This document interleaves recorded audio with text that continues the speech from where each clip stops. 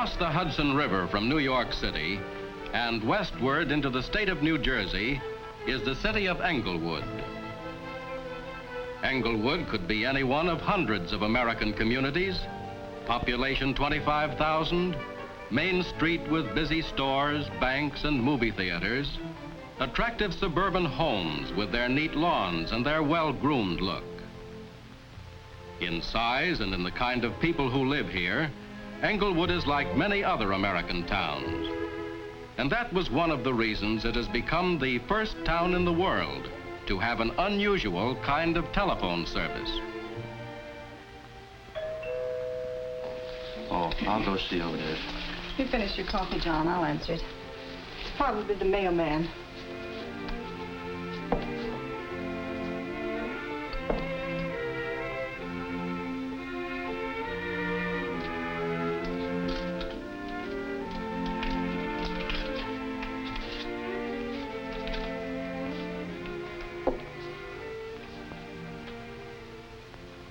John, it's from Sally.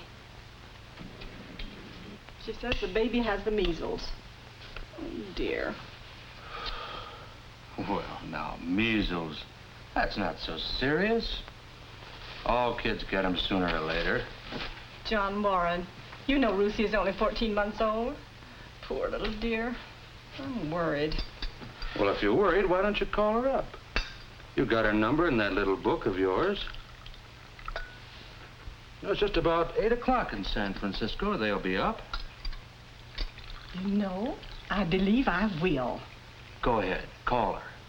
You'll feel better.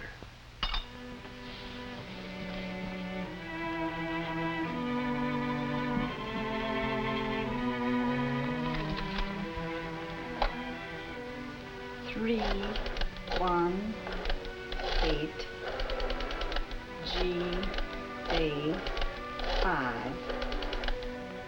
2, 3, 6, 8. Are you sure it isn't too early out there? Oh, no, it's 11 o'clock here. That means it's 8 o'clock out there.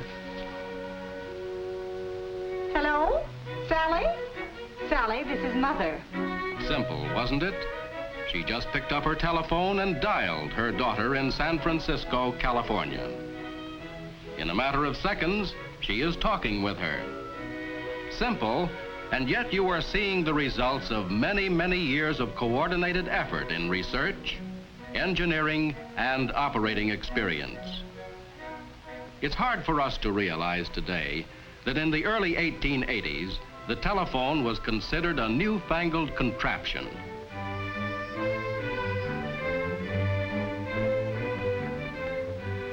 Boy operators manned the switchboards in those days, and it was an adventure to be able to talk with friends or relatives on the other side of town.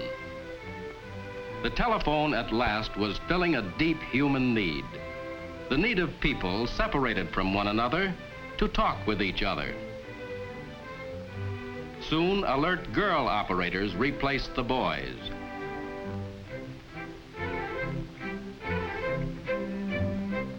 New types of instruments were developed, and the telephone grew up with a growing America.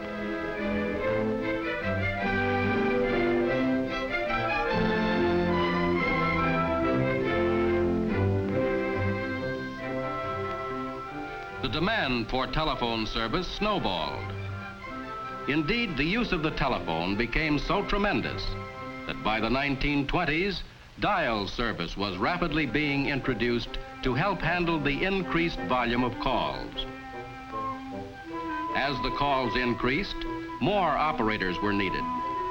More calls to handle meant more jobs to do and more people to fill those jobs. This has been the story all through the development of the telephone. For instance, in the days when we had little or no dial service, the Bell system had 270,000 employees. By the time 70% of the telephones were dialed, there were 600,000 employees, more than twice as many. But the remarkable use of the telephone was only part of the story of change in American life. As villages became towns, and towns became industrial cities, people's interests broadened.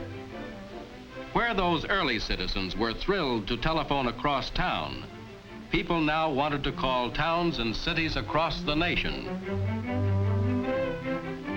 Finally, they wanted their voices to span the oceans. And they did. Truly, America had grown up. All of which brings us back to Englewood. From many of Englewood's telephones, you could already dial any one of more than 4 million other telephones in the surrounding territory. A fine example of modern telephone service, and therefore a fine proving ground for this new type of long-distance service. A proving ground to answer such questions as, will customers like the service? Do they find it easy to use? What improvements can be made? This first installation now enables telephone users to dial their own long-distance calls, as well as their local calls and calls to nearby communities. The equipment that makes this service possible is among the most complex that man has ever devised.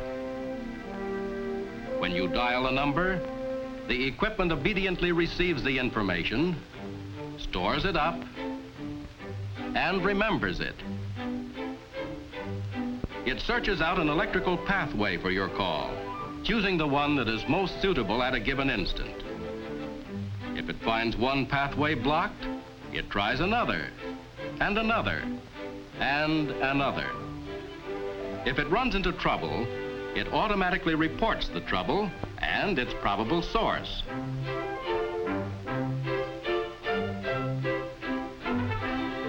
Parts of the equipment connected with other parts exchange information. They do this sometimes by a touch system, such as the blind use in reading Braille.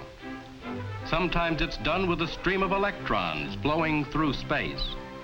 Sometimes it uses an elaborate system of musical notes, played in chords that are heard and interpreted by a mechanical ear. But even that's not all of it. Keeping track of the details of the call is done automatically too. When you dial a number, holes are punched in a continuous tape representing your telephone number and the number you dial. More holes are punched to show the time when you start talking and when you finish talking and hang up. If you get a busy signal or the number doesn't answer, no charge is made. Since all this information is in the form of tiny holes in a long piece of paper, the meaning of these tiny holes has to be expressed in words and figures.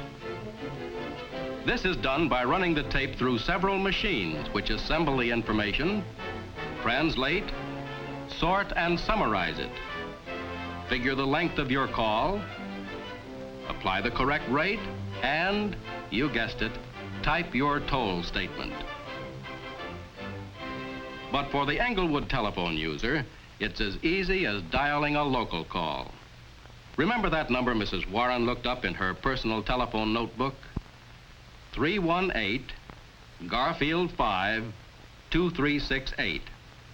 The only difference between that and a local number is the 3 digits at the beginning. 318 is the code for the San Francisco area. If her daughter had lived in Chicago, Mrs. Warren would have dialed the code 312 and then the telephone number. Cleveland, 216. Boston, 617. Altogether, more than 80 numbered areas are planned for the United States and parts of Canada. For some time past, area numbers like these have been used by telephone operators in dialing long-distance calls. When the people in the Englewood area with 1- and 2-party lines were given this service, they could dial to 13 of these areas. That meant that more than 11 million telephones could be dialed from Englewood. When will the 11 million be able to dial Englewood? And what about the remaining millions of telephones in the Bell system? The answer lies in the future. But this much we do know. Over the years, we have seen the results of a successful formula. Planned research to anticipate the demands of a growing nation, available resources, plus the continued efforts of many people. This combination has given America steady improvements in telephone service. And the story of long-distance dialing points the way to even better telephone service for you tomorrow.